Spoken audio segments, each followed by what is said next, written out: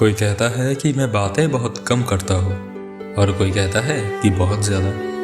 लेकिन अगर कोई मेरे मन की दीवार को तोड़कर उस पर देख लेता तो शायद जान लेता उस नदी को जिसकी लहर बह रही है बिना आवाज़ किए, सूरज की किरण और रात की सितारों को सहारा करके अपनी रास्ता बनाते हुए, जिसके आगे पत्थर भी है, चट्टान भी है और झरना भी है, लेकिन सिर्फ शिकायत का समय नहीं है, क्योंकि चलना तो सभी को है।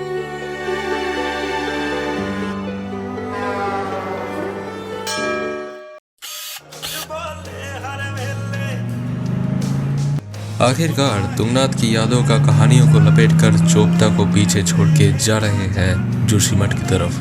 दिल थाम के बैठ जाइए, क्योंकि 120 किलोमीटर का लंबा सफर होने वाला है। चलिए क्यों ना इस बीच कुछ पुरानी बातें शेयर किया जाए।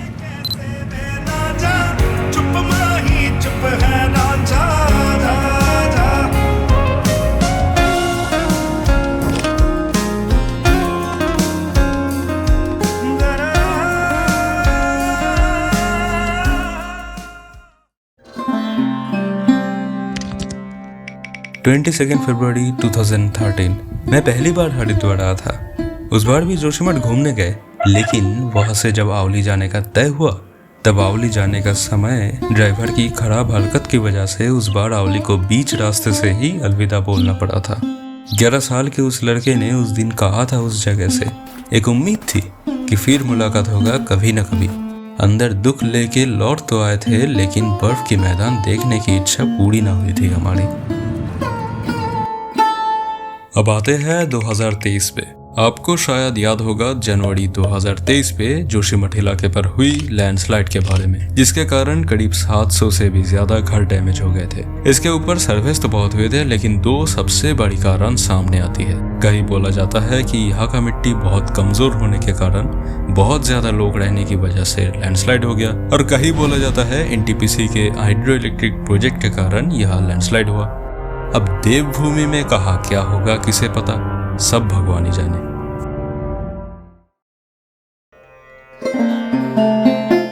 जोशीमठ हिंदू माइथोलॉजी के कई पन्नों से जुड़ा हुआ एक प्राचीन शहर। तो फिर चोपता से करीब 6 घंटे की जर्नी के बाद जोशीमठ में हम लोगों का स्वागत हुआ कुछ टूटे बिछड़े हुए रास्ते के ऊपर से। जोशीमठ पहुंचे तो कहीं पर गाड़ी टूटे हुए पड़े थे, तो कहीं पर बिखरे हुए घर। ये सब देखकर यहाँ के रहने वालों के लिए दिल निचोड़ उठता है। जोशीमठ पहुंच के ही हम लोग सबसे पहले पहुंचे नरसिंह देवता के मंदिर। गारवाल हिमालयन रेंज से घेरा हुआ जोशीमठ का ये सबसे विशेष आकर्षण है नरसिंह देवता के मंदिर। इतिहास का हिसाब से इस मंदिर का स्थापना 8th सेंचुरी के समय आदि शंकराचार्य के द्वारा हुआ था। ठंड के समय बद्रीनाथ जी को यहाँ लाया जाता है पूजा के लिए। इस प्राचीन नरसिंह देवता के मंदिर दर्शन के लिए गए तो देखे कि यहाँ का पुराना मंदिर के पास नए से केदारनाथ मंदिर के आकार मंदिर बना गया है। क्या आपको पता है कि इस जोशीमठ को लेकर एक बड़े ही अद्भुत कहावत है। बोला जाता है कि ये चलते कलयुग का अंत जितना नजदीक होगा, ये जगह उतना ही बिखरता जाएगा और अंतिम में जोशीमठ का विनाश होकर बद्रीनाथ जाने का रास्ता अंतिम काल के लिए बंद हो जाएगा। शायद ओली हमें कुछ ज्यादा ही जल्दी बोल रहा था। लैंडस्लाइड के कारण जोशीमठ पे रहना भरोसेमंद नहीं लगा तो सीधा ओली का रास्ता पकड़े। लेकिन यहाँ पहुंचकर ही एक जो शब्द है सन्नाटा, उसका असली एहसास हुआ।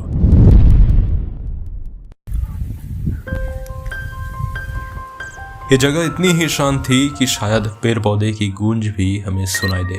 बादलों से ढकी पर्वतों के पीछे सूरज को डूबता हुआ दिखाई दे रहा था। शायद इतना मन भर देने वाला सनसेट मैं लाइफ में पहली बार देखा। अरे क्या स्वर्गीय व्यू मिल रहा है इधर। सनसेट का टाइम है। नेचर अपना कमाल दिखा रहा है। माउंटेन रेंज का तो उतना नाम पता नहीं अभी भी। नंदा देवी पीक इधर से बहुत अच्छा साफ दिखता है, इतना सुना है बस। लेकिन इन बादल के बीच से कौन सा है वही समझ नहीं आ रहा। वो दूर पे एक छोटा सा बादल के बीच से दिखाई दे रहा है, लेकिन वो नंदा देवी है या और कुछ ये तो पता नहीं।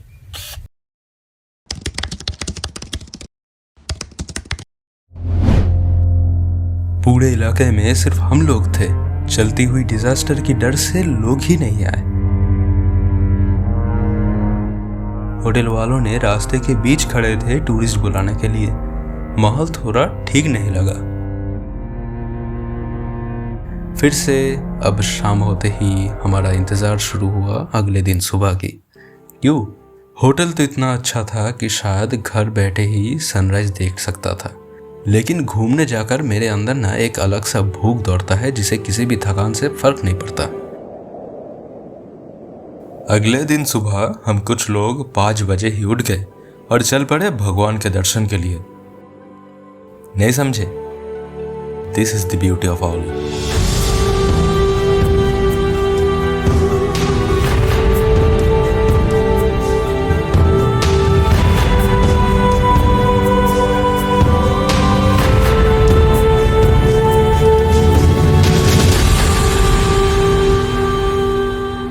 थोड़ा बहुत घूमने निकले तो एक एक जगह एक एक वॉलपेपर सा लग रहा था।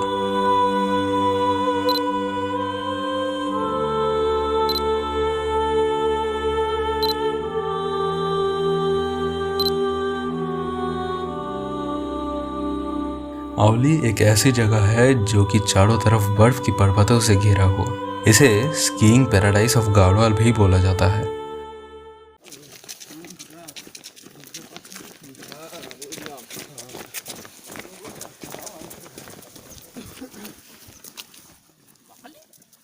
तो हम लोग तैयारी करने लगे स्कीइंग पॉइंट पे जाने के लिए।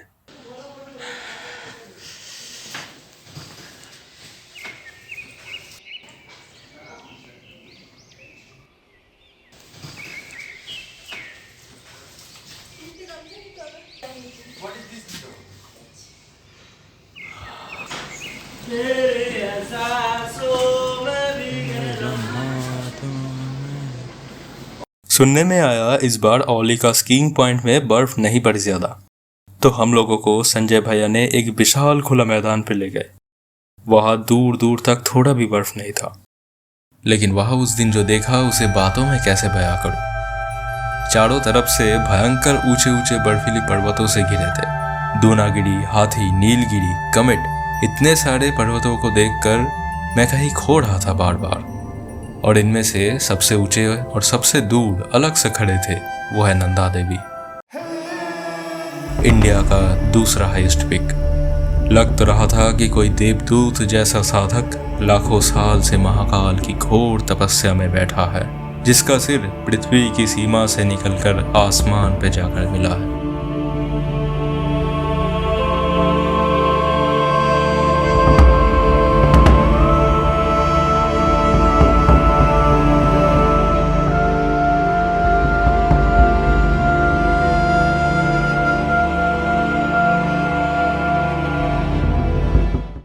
भावनाओं में खो गया था मैं, ये सब सोच ही रहा था, लेकिन तभी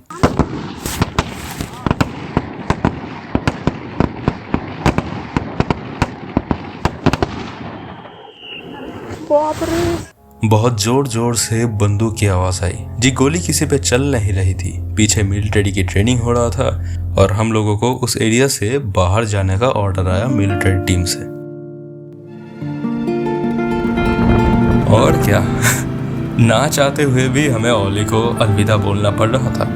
जिनके लिए औली को स्कीइंग पैराडाइज ऑफ गाढ़वाल बोला जाता है, उसी में हम लोग 5 मिनट भी ठीक ठाक नहीं रह पाए। 2013 हो या 2023, इंतजार चाहे कितना भी करो, कुछ न कुछ तो छूटेगा ही।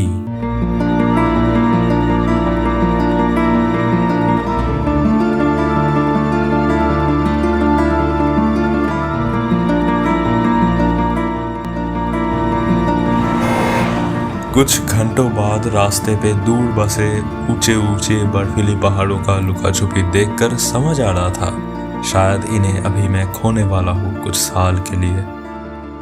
मन में दुख लेकर आखिरी बार पीछे मुड़ा तो हिमालय का एक छोटा सा हिस्सा दिखाई दे रहा था। मुलाकात तो अभी हुई और अभी जाने का सोच लिए, लेकिन क्या करें, अगर हम अलविदा ही नहीं कहेंगे तो दोबारा कैसे मिलेंगे, है ना।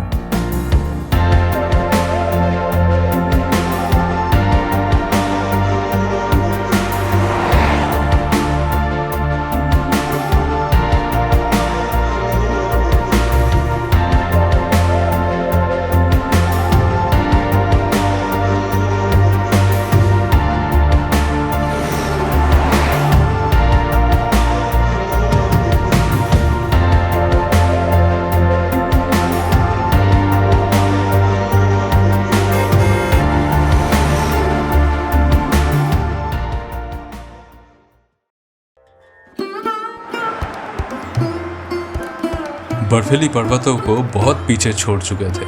कर्णप्रयाग पे रुके लंच के लिए। अलकनंदा और पिंडार नदी का संगम स्थल है कर्णप्रयाग।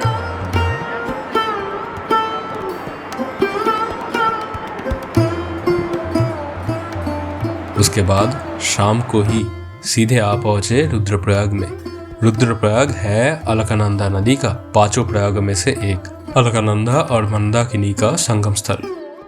माइथोलॉजी के अनुसार ये मानना है कि पौराणिक में नारद मुनि शिव जी को संतुष्ट करके संगीत में प्रसिद्ध होने के लिए यहाँ आकर तपस्या किए थे और शिव जी नारद मुनि से प्रसन्न होकर अपने रुद्र रूप में आकर उन्हें आशीर्वाद किया था।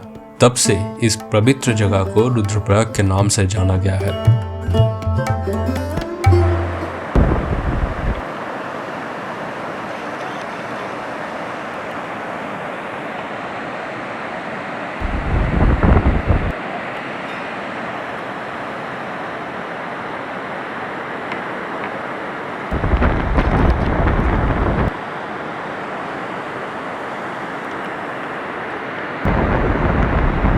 ऊपर रास्ते से ये संगम जितना हल्का दिखता है, पास आओ तो लगता है कि शायद नदी पे बाढ़ आ गई हो।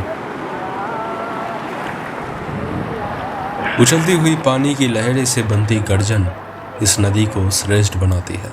यहाँ डुबकी लगाने से वो कहते हैं ना कि मन हल्का हो जाता है।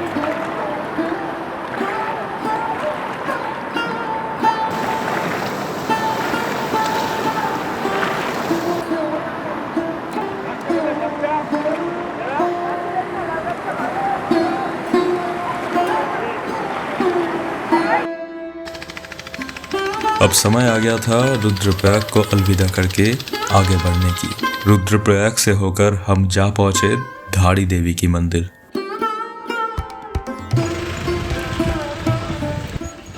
एक बात हमेशा याद रखिएगा, उत्तराखंड में किसी मंदिर का दर्शन हो या ना हो सके तो धाड़ी देवी का दर्शन जरूर कीजिएगा। क्यों? सुनना चाहेंगे?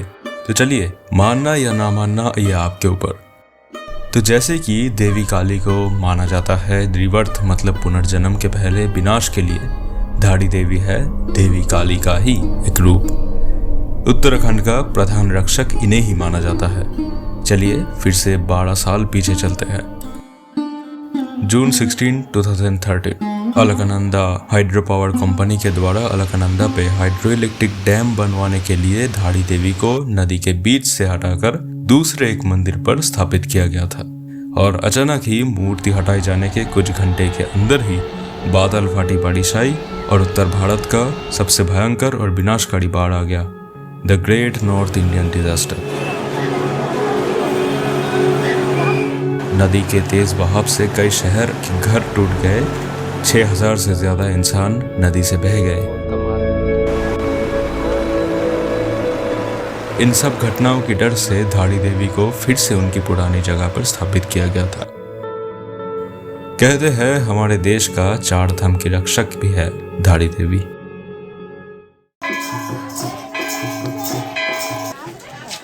लकीली हम आ पहुंचे नवरात्रि के दिन, इसलिए माहौल कुछ ज्यादा ही अच्छा था।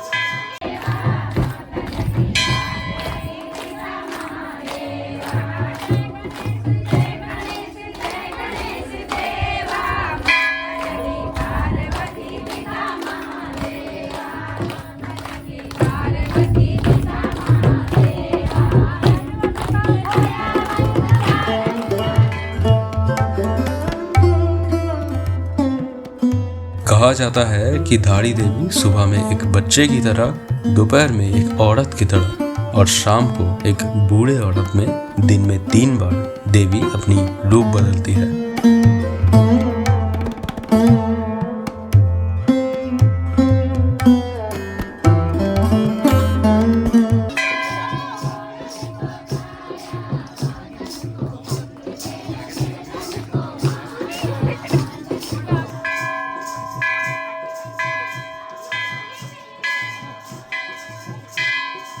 এই যে আমার ছেলে শুধু ফটোই তুলে যাচ্ছে, কিন্তু কার যে তুলছে ভগবান জানে। কোন সুন্দর সুন্দর মেয়ের ফটো তুললে ভগবান জানে। আমরা বড় হয়ে গেছি তো বাদ, ও আপনি সুন্দর মেয়ে ছাড়া ফটো তুলছে না, বলেই দিয়েছি। তোমাদের তুলে কি হবে, তোমরা বুড়ো হাবড়া হয়ে গেছে। ভাই ঠিক আছে, তাই সই।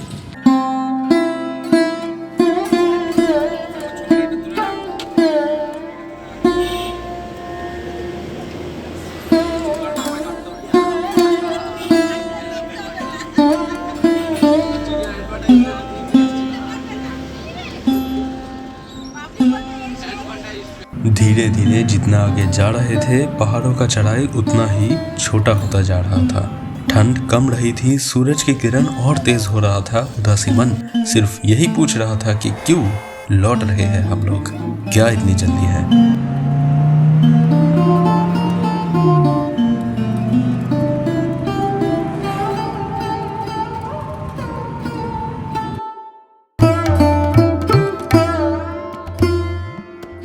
करीब 50 किलोमीटर के बाद आ पहुंचे देवप्रयाग। यही वो जगह है जहां अलकनंदा के साथ भगीरथी नदी मिलकर आगे गंगा के नाम से बहता है। इतिहास का हिसाब से भगवान राम और उनके पिताजी दशरथ ने देवप्रयाग में तपस्या किए थे।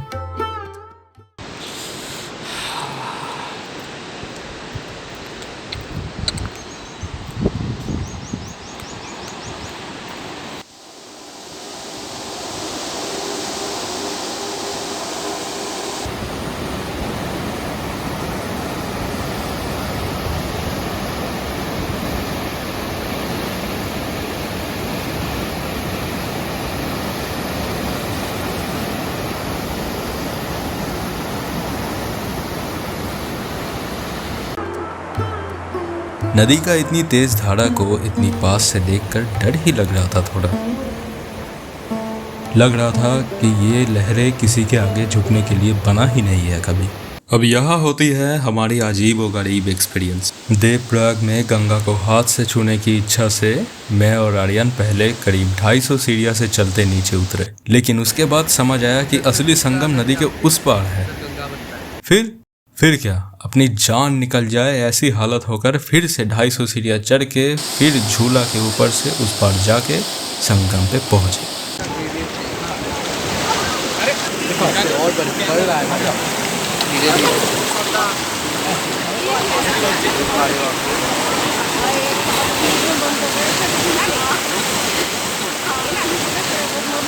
एक अजीब सी इच्छा हुई और देवप्रयाग में भागीरथी का पानी पीकर देखे। सच बताओ तो आज तक उतने साफ पानी कहीं नहीं टेस्ट किया मैं। मन तो कह रहा था कि यहाँ भी नदी में एक डुबकी लगाना चाहिए, लेकिन अगली बार आएंगे बोलकर इसी उम्मीद पे लौट आए गाड़ी पे, क्योंकि तब तक शाम हो चुकी थी। इसके बाद गाड़ी चल रहा था हरिद्वार की तरफ। फिर से वही हरिद्वार, और हरिद्वार पे एंट्री लेते ही समझ आ गया था कि पहाड़ों पे घूमना शायद यहीं पर खत्म होता है। गाड़ी में अपना लास्ट गाना है, इधर ही गाड़ी हमको छोड़ देगी। संजू भैया को मिस तो करेंगे भाई, नेगी भैया।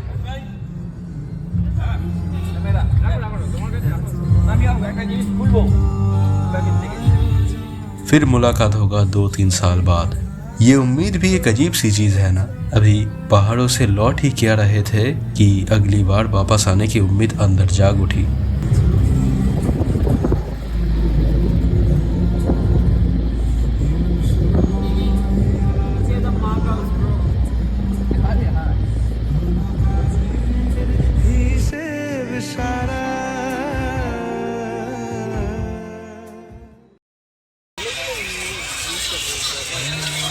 उस दिन 7 या 8 बजे हम लोग हरिद्वार पहुंचे। फिर वही जगह, फिर वही भीड़। The chaos was hitting me again।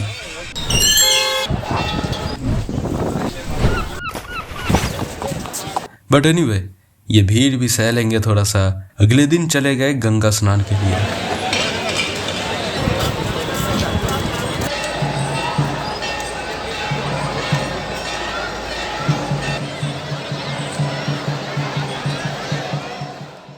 करने को बाकी ही क्या रह गई, तो थोड़ा बहुत एंजॉयमेंट, और जैसा कि हर कोई करता है नई जगह जाकर, मार्केटिंग।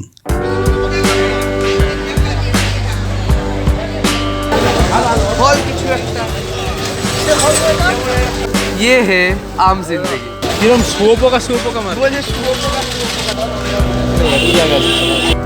और ये है मेंटल जिंदगी। কেমন লাগলো আপনার? নষ্ট করে দেবে মাল বস্তা এর কোনো কাজ নেই।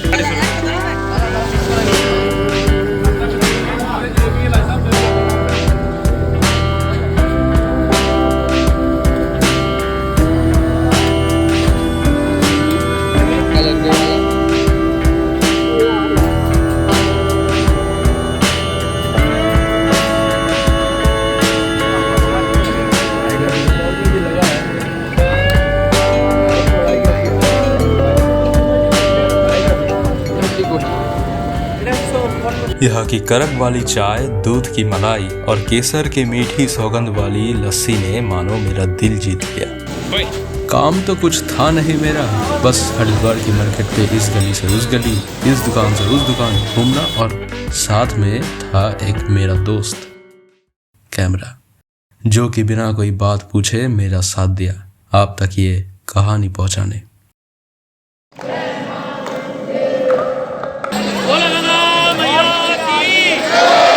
बोलो आज के आनंद की।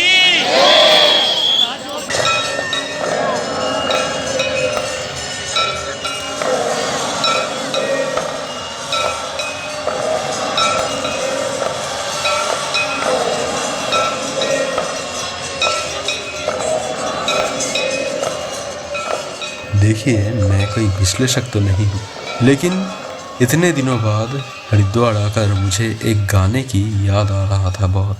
इतना सारा भीड़, इतनी दुकानें, इतनी मूर्तियाँ, इतनी पूजाएं, इतने भक्त, हर कोई खुद को तीर्थ यात्री बोल रहा है। इतना हिंसा, इतना विवाद, भगवान की सेवा में उछलते हुए हम लोग ही समाज सेवा से डरते हैं। शायद इन्हीं भीड़ में मैं भी खो गया हूँ कहीं पर। इतना सब कुछ देखकर भगवान भी शायद सोचता होगा कि उसके निशान है कहाँ। ढूंढता मेरे निशान है कहाँ, मेरे निशान है कहाँ, मेरे निशान।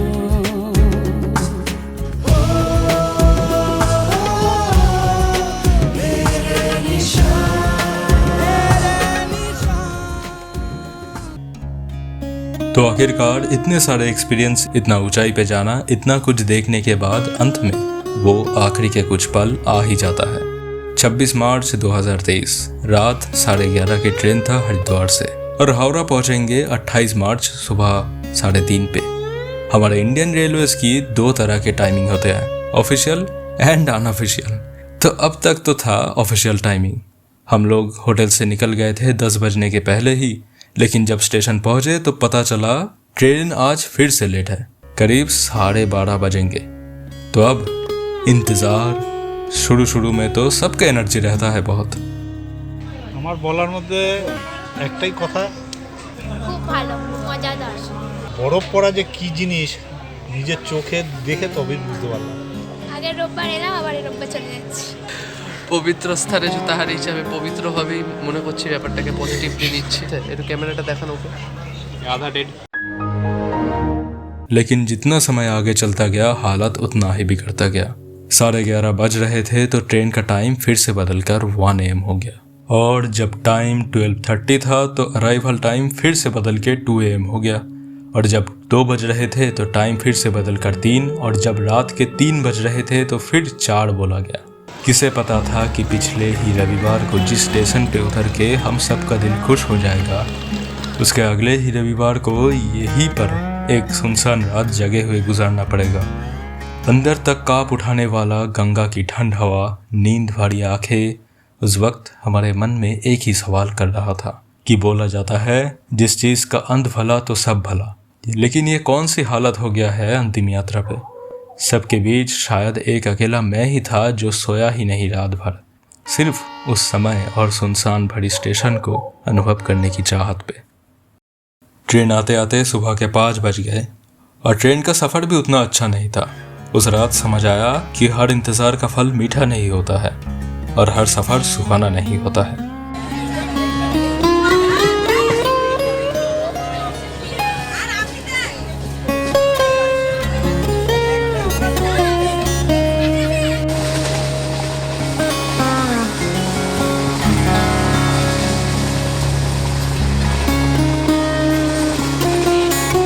और इसी ट्रेन जर्नी के एंडिंग के समय हमारे पूरे ग्रुप का एक एक फैमिली को अलग अलग स्टेशन पर अलविदा बोलना इस जर्नी को और भी दुख भरी बनाता चला गया। अंत में हम सब के पास जो बाकी रह जाता है वो है यादें, वो हसीन पल जो सब एक साथ बिताए। शायद उन पलों को ही हम लोग जीना बोलते हैं। बिछड़ना तो सभी को है अंत में, लेकिन सिर्फ शिकायत का समय नहीं है, क्योंकि चलना तो सभी को है।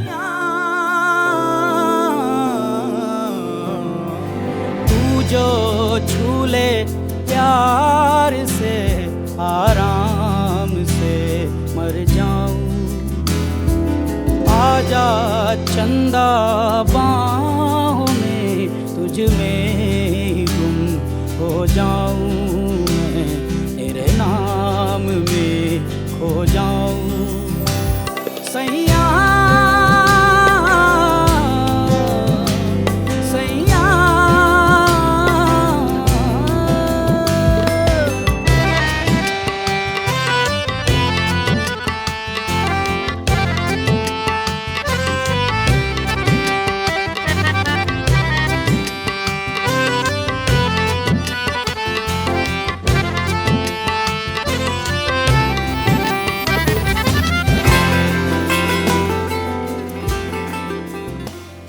और फिर वही मेरा प्यारा शहर, प्रेमेर शहर कोलकाता।